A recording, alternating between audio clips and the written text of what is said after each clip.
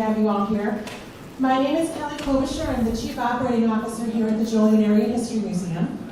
And on behalf of the Board of Directors and all of our staff, I want to welcome you and thank you for being here with us tonight.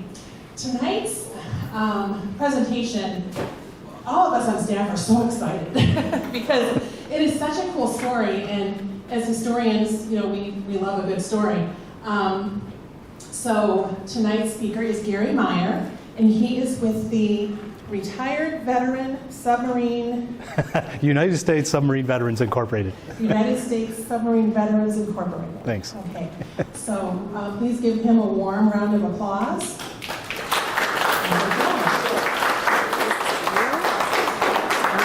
That way is forward, that way is backward. All right, should be great. good to go. Okay. Right, thanks. Thanks, Kelly. All right, I'm going to step up here for a minute, and we're going to wait for the video guy to give me the sign that everything's working okay. Okay, he's good. Hi, everybody. My name's Gary Meyer. I'm with the USSVI, United States Submarine Veterans Incorporated. We're going to talk tonight about the submarines from Lake Michigan, but we'll talk about submarines in general, and we'll do a Q&A at the end if anybody wants to do that. I am a submarine veteran. I'm from Joliet. I grew up on Western Avenue, and graduated from Joliet Central, class of 19. And yeah, so when I was 21 years old, the economy crashed. I met this beautiful girl at the University of St. Francis, and we got engaged, and I had no job. So I ended up joining the military, joined the Navy like my father before me, and then I volunteered submarines, and my father disavowed me. So anyway, so we're going to talk about the submarines on Lake Michigan. These submarines all passed through the city of Joliet on their way to war, and we'll talk about that. Okay, I'm clicking, Kelly. Which way do I point this thing? Oh, maybe it's not on yet. Oh, do you turn it off? Yeah. Okay, it's on now. There you go. Okay. Okay, so this talks a little bit about the very beginning of the submarine history. John Holland was an engineer, and he was the person who designed and built the very first submarine that the United States Navy adopted and took into service. So I'll let you guys read a little bit here. Well, so he grew up, you know, in the Civil War era. There was a submarine utilized in the Civil War, but it was a Confederate submarine. It was a successful kill. The Confederates sunk a U.S. warship, but that was not a U.S. Navy submarine, so we don't talk about it. Early submarine designs were rejected by the Navy. In 1897, there was a design adopted by the Navy. The USS Holland, the first submarine that was acquired by the Navy, April 11th, 1900. That is considered the birth date of the submarine service. So every year on April 11th, we get a bunch of stuff on Facebook. Happy birthday, submariners. There we go. So yeah, to this day, we still celebrate. Okay, so Manitowoc Shipbuilding Company is in Manitowoc, Wisconsin. Obviously, it's on the river in Wisconsin. Founded in 1902, they built steel ferries and ore haulers for the Great Lakes. The shipyard today is closed, but during the war, in the war years, in years leading up to the war, the shipbuilding company went to the U.S. Navy and said, hey, we can build destroyers. And the Navy said, no thanks, we got plenty of destroyers. But then they came back and said, hey, what we need is submarines. And the Manitowoc Shipbuilding Company said, we don't know anything about building submarines. So what do we do? So what they did is they reached out to the General Dynamics Electric Boat Company, who built submarines on the East Coast, and they took their entire leadership, I'll keep talking on this slide. They took their entire leadership and engineering staff to New London, Connecticut, and learned from the electric boat people how to build submarines. And they went back to Wisconsin, or they went back to the Navy, and they said, we think we can do this. So they signed contracts, and they started building submarines. The war broke out. So here's a picture of how the shipbuilding company looked back in the day, back in the 40s. And this is where they built the submarines. And here's a picture of a cross-section of one of the sections of the submarine. So they would build sections of the submarine, then they would join them together and weld them together. Whenever you see a photograph of a submarine being launched sideways, this is a Manitowoc submarine. Normal shipyards were on the coasts, East Coast, West Coast. They would launch them longitudinally like any normal human being would launch a submarine. Only crazy people would launch submarines sideways. But it was a necessity here because they were on a river. If they launched them longitudinally, they would get stuck in the mud on the other side of the river.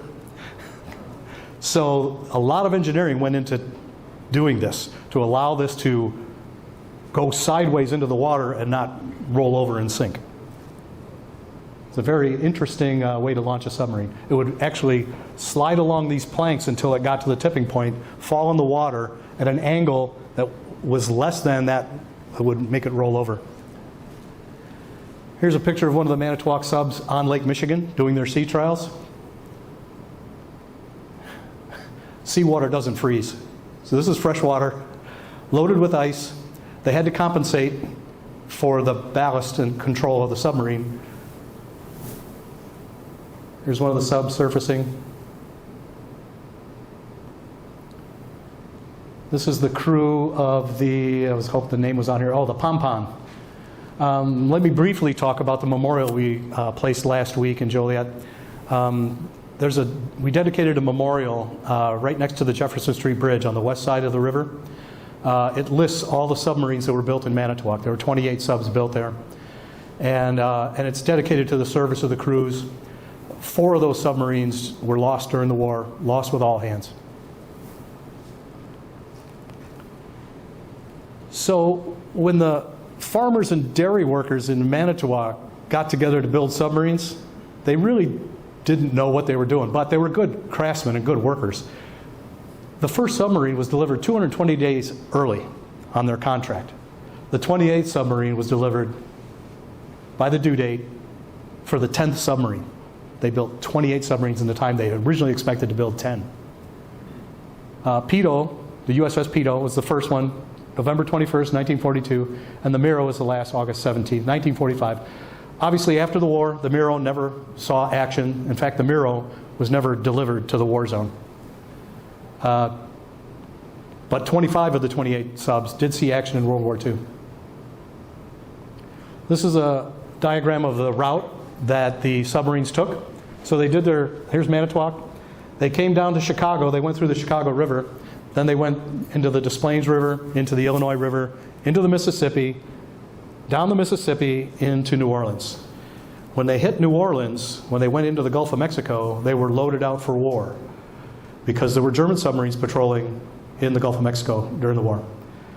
From there, they went down to Panama, through the Panama Canal, and then off to Australia, where their home port was Australia, to go fight the Japanese. Here's a picture of Chicago, the entrance to the Chicago River, circa 1942. You can see the entrance to the river is right here, and then they come down this way. Some of the bridges in Chicago were built as drawbridges, but never completed to act as drawbridges because it wasn't necessary. All that work was completed when they decided to do this project to allow the submarines to go through. The first few submarines that came through were on their own power, all the way down to Lockport. From Lockport south, the ship channel is too shallow for the submarines. Submarines draft really deep. Submarines are like icebergs, little part above, big part below. So the shipbuilding company built a special purpose floating dry dock that would house the submarine in a shallow draft vessel, and then they would use a barge pusher to push it from Lockport all the way to New Orleans. This is a picture of the dry dock. The dry dock is this structure here on both sides. Here's the submarine coming in, and the dry dock is fully deep in the water so that the submarine can pull in, and then they close it up, pump all the water out, and it floats. Here's the submarine supported inside the dry dock, and the dry dock is a shallow draft vessel that they can push down the river. Here's the barge pusher pushing. Let's see if this one's got a name of a submarine. This is the Peto, and this is in Lockport, Illinois. Side note, my wife and I were on a trip. We like to visit Civil War battlefields, and we were in Vicksburg a couple of years ago, and we were in a maritime museum in Vicksburg, and there's this big glass case, and it had a model of this exact setup and a little storyboard right next to it. And it was about, I don't know, 10 feet long. And I was like, hey, wow, this is really cool. Never seen that before. Oh, I mentioned earlier that there's another picture of it in the dry dock. The submarines used to go under their own power from Chicago down to Lockport, but the river and the ship canal was so silty that the crews were constantly cleaning out their filters to keep the machinery from getting all gummed up, so they decided it's not worth it. They just towed the submarines down to Lockport, and then they put them on the floating dry dock. The trip from Lockport to New Orleans and back was about 3 weeks, and just about the time that the floating dry dock would return to Lockport, there'd be another submarine there ready to go.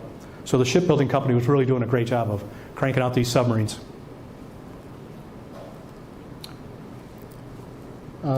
Sorry about the crimping of the picture, but this is one of the Manitowoc subs leaving on patrol out of Brisbane, Australia.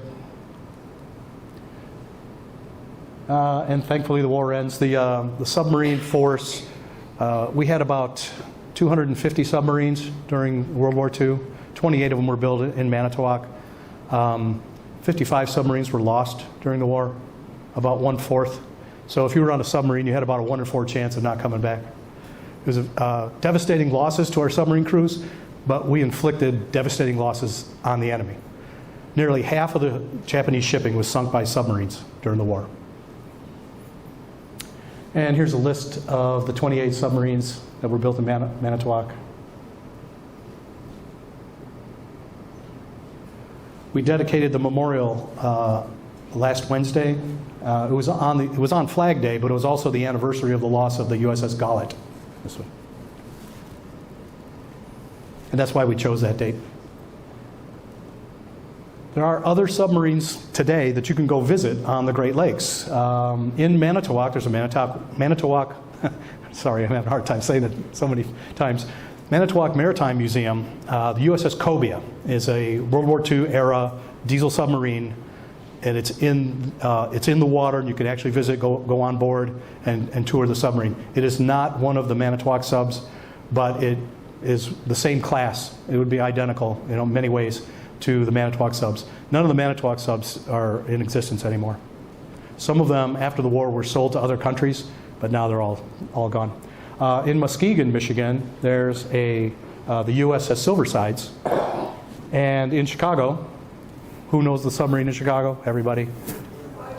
The U-505, the German submarine that was captured by the United States during the war. If you drive over to Cleveland, if you're going to the Rock and Roll Hall of Fame, the USS Cod is there. And the USS Cod just went through a complete refurbishment out of the war restoration, out of the water restoration, and it's a really nice museum if you ever get over that way. And there is the Cabezon. And a lot of volunteers from our organization go there and work on the sub to keep it in good working order and good shape, good ship shape. And there's another submarine veterans group basically on the north side of Chicago. We're the USS Chicago base. We're basically from the middle of Chicago, the south side, south and west of Chicago. There's another group called Crash Dive Base, and they're basically from the north side of Chicago all the way up to Milwaukee. And both groups send volunteers to restore and keep the Cabezon looking nice. And here's the Silversides in Muskegon. The Silversides was a war hero. They had a lot of kills, a lot of tonnage sunk. And that's the end of the presentation. We'll open it up for Q&A. I'll answer as many questions as I can. And before I begin, let me just say that I never went to sea on one of these things. I'm a nuclear sailor. I was on a nuclear submarine, the USS James Monroe, missile sub. So fire away, and I've got some friends in the back that might be able to have to help me out. Yes, sir. Question.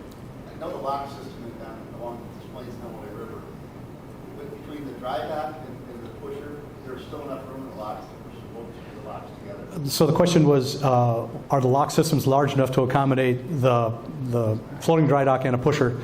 Yes. The answer is yes. Barges go through these locks all the time that are much longer than this arrangement would have been. Yes, sir. So you mentioned that there was German submarines that were going to the Gulf. Yes. Did we ever engage with them in that area? Not to my knowledge, but we knew they were there. Yeah. Yes, John. We did have, during the war, when the German submarines were in the Gulf of Mexico, our problem was we didn't have enough ships to go into there to go after those German submarines. So the only way we were able to try to stop them was by using aircraft. We did have some aircraft saying that they had dropped weapons, bombs, onto these German submarines, but they weren't 100% sure whether they had done any damage because there were no ships to go out afterwards and look and say, is there anything floating on the surface? So it was pretty tough until our manufacturing capability got high enough to where we were able to build enough ships to send ships into the Caribbean or into that area, the Gulf of Mexico, to go after the German submarines. Thanks, John. Yes, sir. The sub that you didn't talk about, you don't talk about, was that the Hundley? Yes. I'm supposed to repeat the question. The question was the submarine that I didn't speak about from the Confederate side. He asked if it was the Hundley. Yes, it was the CSS Hundley. It was named after its inventor. The Hundley was discovered in the late 90s, and it's now a museum piece in Charleston, South Carolina. You can visit the Hundley. It was a 7-man sub, hand crank propulsion. There were 6 men cranking to make it go through the water, and 1 officer to fire, or not to fire the torpedo. They had they called it a torpedo. It was a bomb on a pole that stuck off the front of the sub. And the idea was that they would ram it into the side of a wooden ship, pull away and explode the bomb, and then come back to reload. They successfully sunk the USS Housatonic. They pulled away, they signaled shore that they were successful, and then they were lost. They never made it back. And it was lost for 150 years. Yes, sir. I worked for a division at GM that built diesel engines for submarines. What size engine were you that used in the Manitowoc submarines? Okay, that's one I don't know. Steve may know. Steve was on a diesel sub. I know we have 16 cylinders. Per engine. No, that's what, well, no, I know because I was out in Charleston and there was 4 or 5, 6, 7 engines which were 16 cylinders. You got one of those subs there. But I was just curious. Thank you. If I remember right, the subs had 4 main engines, driving 2 screws. Again, I was on a nuclear submarine. We had a diesel engine on board because if the reactor breaks, you got to get home. So we had a diesel engine. Very interesting design on that diesel, but I forget who made it. Oh yeah, maybe I should mention that I haven't been on a submarine in like 30 some years. Yes, John.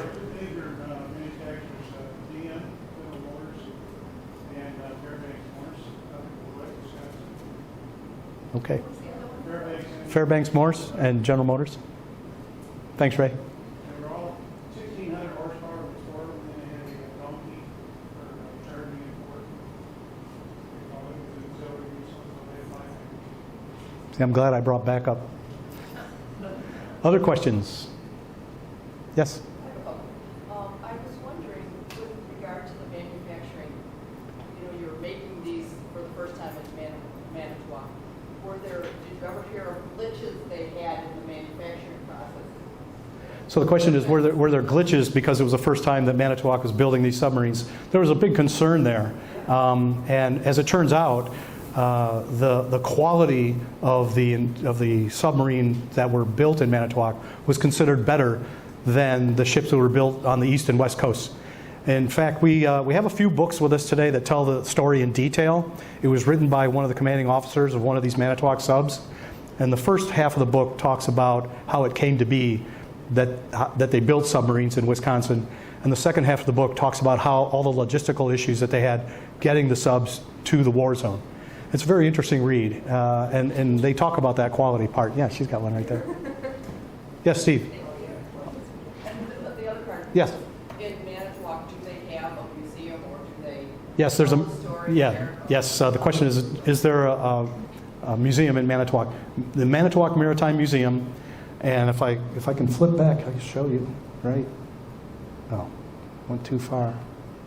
This is the museum in the background behind the submarine. Other questions? Yes, sir. Were the boats built in Manitowoc, were they all members of the same class, like Gato-class or something? So the question was, are all the subs in Manitowoc the same class of submarine? And the answer is no. There were two classes of submarine, the Gato-class and the Baleo-class. And the way the submarine classes are designated is, if the design changes, the first submarine built in that class, all the subsequent submarines built like that one get that designation. I was on a Lafayette class, but I was on the USS James Monroe, for example. Oh, excellent. That's very great. That's great. Yes, sir. What's the difference between a Gato and a Baleo? No, you're just playing with me, because they were the same length and displacement, but I don't know what the differences are. They're probably onboard equipment. Well, the Gato is called a thin skin. Their hull dimension was, Oh, so the Baleo could dive deeper? right, that could actually exceed 300 feet. Yeah. Yes, sir. How many crew members? How many crew members is the question? Typically around 90 crew. Yeah. And it was about 375 feet long, roughly. I forget the beam. Steve, do you know the beam on a 27 feet beam? Yeah. In comparison, the submarine I was on a missile submarine, so it was longer. It was 425 feet long with a beam of about 35 feet. We had 3 levels and a crew of about 150. Yes, Steve? We were talking about relationship with Manitowoc boats, but actually they had a very unique innovation that was different. This is something that hadn't been done before. One of the concerns when welding, you're welding a circumference, okay? So you're got it up here, you got a good weld, well, what happens when we get to the bottom? Well, they solved that problem by putting on a jig so that they rotated so that the welding was always done basically in the same position, so you really That's interesting, and I believe that story is in the book with a couple of other innovations that the Manitowoc Shipbuilding Company had come up with on their own to improve the speed and quality of production. Yes, Ray? They also built modules, so you have a picture of a module, that was just one part of it. Yeah, we can go back to They that. built the modules first, then they put them all together. Build in different places, and they had trackers that would move them around, they developed machines to do this, and cranes and so forth, to lift that whole section up and put it into, on the skid, where the building ways were. But they build a module in a different part of the shipyard, and then bring them all together, at 5 different places where they can on submarines. Thanks, Ray. And some of the innovations that were developed by the Manitowoc Shipbuilding Company were adopted by the long-term constructors of submarines and incorporated into the way they build subs. Yes, Jane. You may have said this in the beginning, but where were the other shipbuilding companies that manufactured the submarines? Oh, great question. The question was, where are other submarines built? I know that Newport News and General Dynamics in Connecticut, and I believe Mare Island Shipyard in San Francisco. Pascagoula, Mississippi. Oh, yes. Yeah, Pascagoula, Yeah. Mississippi, built some ships, some subs. Yes, ma'am. Is the Archie still the most decorated submarine in the world? I'm sorry, which one? The Parch? The question is USS Parch the most decorated submarine? I believe it is. Most the way they kept score during the war was tonnage sunk. Yeah, I believe that is. Talking about the new Archie or the New one. new one, yeah. It was a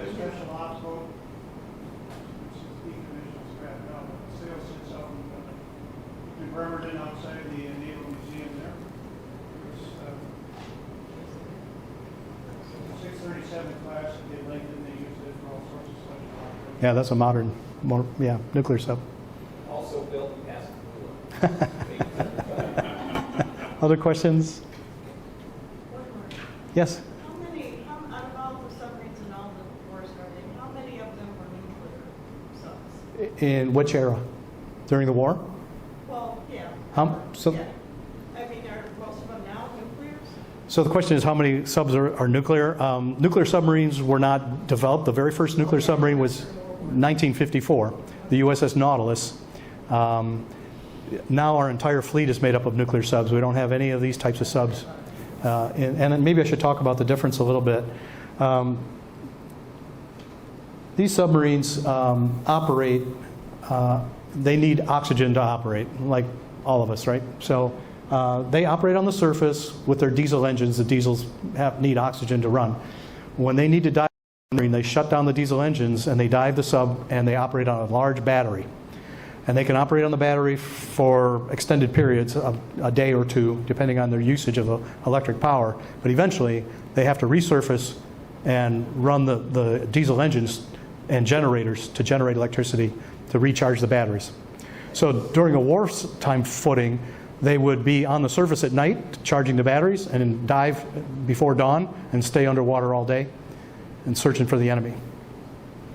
Steve? But that problem was solved by the Dutch, because they invented this pipe that would extend. Their snorkel. Their snorkel, yes. Yeah. Well, the boat was submerged, you come up to maybe 30, 35, 40 feet, throw up the snorkel pipe. You could bring in the air sufficient to run the engines, generate the electricity. The exhaust would go overboard underwater so you wouldn't have a smoke trail. The only thing sticking above the water was the snorkel pipe. And modern submarines have that capability as well. Nobody's asked me yet what life is like on one of these things. I was waiting. I was waiting. Yes, sir. What? They obviously took a lot of diesel fuel with them. How many days patrol could they do? So the question is, how long could they stay on patrol? I think the typical patrol during the war was about 6 weeks. I think. If you guys correct me, but I believe I've read it's like 6 or 7 weeks before they would have to return. And we had capability to refuel at sea, but I don't know how often they did that. So life on board a submarine. They don't call these things pig boats for nothing. And that is their nickname. No showers, no laundry. The food was all stored in cans. All the cans were the exact same size so that you could stack them. When you loaded up to go to sea, you would just stack them on the deck plates and put another deck plate on top, and then you'd eat your way back down. So it was kind of nasty and smelly, but you know, there's nobody out there to impress. So, yes, sir. I have to say that those guys reeked. I mean, they absolutely had a stench to them after they'd been on a war patrol, and that they were hot racking on these boats, and so you get into a rack or a bunk that somebody had just slept in, and not only was it already warm, but it was full of sweat. And these guys were just dripping with sweat. And he said that when they would pull into Pearl Harbor, the guy on the bow would throw the monkey fist to the dock, right? And he said that their stench would hit the dock before the monkey fist. Sorry to say that is still true today. Yes. They wore like a badge of pride when they'd get off at Pearl, because all the Marines would like back off from them, like, oh my Because they God, smell. you know? Yeah. And these guys, they didn't really know, because they didn't get on the boat funky. They all got funky together. And so when Yeah, you don't really. they didn't smell their own stench. Speaking from my own experience, you don't really notice it because you're all together in the same environment, and it does smell bad. When I would get home from a patrol, my sea bag would have to sit outside for 2 or 3 days before I was allowed to bring it in and start doing laundry. They also said the reason he joined the subs was because they had the best food. That's true. Yeah. Yeah. Well, there's very little to do on a submarine for, relaxation and whatnot. So the food is really good. The food, probably the best food in the Navy. We ate well, but everything else was horrible. I shouldn't say horrible. We were there on a mission. We understood the mission. We did our jobs. But on a modern nuclear submarine, you have diesel fuel because we have a diesel engine. I think we had enough fuel to drive our submarine from anywhere in the world back to our home port on the diesel. So we had a lot of diesel fuel. We have a machine that scrubs the atmosphere of pollutants. And we have a machine that creates oxygen so we can breathe. And some of these machines have chemicals in them that permeate the atmosphere. We also have 150 men who create certain gases that permeate the atmosphere. We have machines to deal with that. What else do we have? Everybody smoked on the submarine. If one person smokes, everybody smokes because you're contained atmosphere. So everybody smelled like cigarette smoke, plus all the other stuff. So yeah, modern day subs smell just as bad or maybe worse than the old subs. Other questions? Yes? So the question is related to submarines, but not like historic events. So what's your take on the whole submarine that's lost at sea currently? What's the question? I'm sorry? So the question is, what is your take on the submarine that's lost at sea currently, the one that's exploring the Titanic? Oh, the one right now? Yeah. Okay, so yeah, let's talk about that a little bit. I meant to bring that up. So we're going to designate that a submersible, because if you've seen the pictures, it's very small. It's 21 feet long. It needs a mothership to carry it to the Titanic and then let it go. And it would go down and visit the Titanic. So it doesn't have a lot of capability for maneuvering, it doesn't have all those life-sustaining machines that I talked about. It carried enough breathing air for, I think, 4 days or 5 days. So if they lost communication, in fact, they needed communication from the mothership to even find the Titanic. And when they lost that communication, I guess they had two forms of communication on board, and they both went dead at the same time. They're in a tight situation because they can't maneuver accurately without that communication link. It was supposed to have some safety devices that if they ever got in trouble, it would just automatically come to the surface. We don't think that's happened because we haven't seen it on the surface. It hasn't been found. So, but the good thing for it is designed to go that deep. Now, when we talk about the Titanic is 12,500 feet of water. U.S. submarines do not operate that deep by far. We don't talk about how deep they go, but they cannot go 12,000 feet. There's no way. They would collapse and be crushed. So there's very few vessels in the world that can actually go that deep. A lot of them are unmanned, and I believe they have some unmanned rovers on scene now looking for this submersible. So we're praying and we're hoping for the best, but it's not looking good. Yes, sir? What I think will probably kill them is going to be the cold water. Unless they have heat inside that thing there. Yeah, it's very cold, very, very cold down that low. And in fact, they said the water temperature is below freezing, but it doesn't freeze because it's salt water. So does this vehicle have a heater that's going to handle? Yeah, I don't know the capabilities of that. Well, I think they're already fine. Yeah. Probably. Yeah, it's not looking good. I'll give a little bit of that. They did not have heaters on the old diesel boats, not heated. Yeah, diesel boats. When they first made these gondolas, they found out they need heaters because she could go up into the cold water and they go, this is a mistake. Let's put heaters on our nuclear submarines. And air conditioning. Modern subs have air conditioning. And the air conditioning, everybody jokes about the air conditioning, but the air conditioning was actually necessary for all the electronic equipment that we had on board. But believe you me, when I was standing between the main engines, I had one of those ducts pointed right at me because it was about 120 degrees there. Yes, Steve? When we were at a place that we never were, going where we never did, there was a period of time where our heaters were shut down. We didn't have heat. And for 30 days, everybody was peachy keen and dandy, kind of walking around with all their gear inside the boat. We left station, heaters went back on, everybody got sick. So we did have heat. Anyone else? Yes, sir. I don't know if you talked about this class boat had forward and after torpedo rooms? The question is, does this boat have forward and after torpedo tubes? The answer is yes. Yeah, 6 forward, 4 aft, typically. Modern nuclear submarines don't have aft torpedo tubes. They don't need them. When you said you were at a place you were supposed to, you're talking about where they had put it under the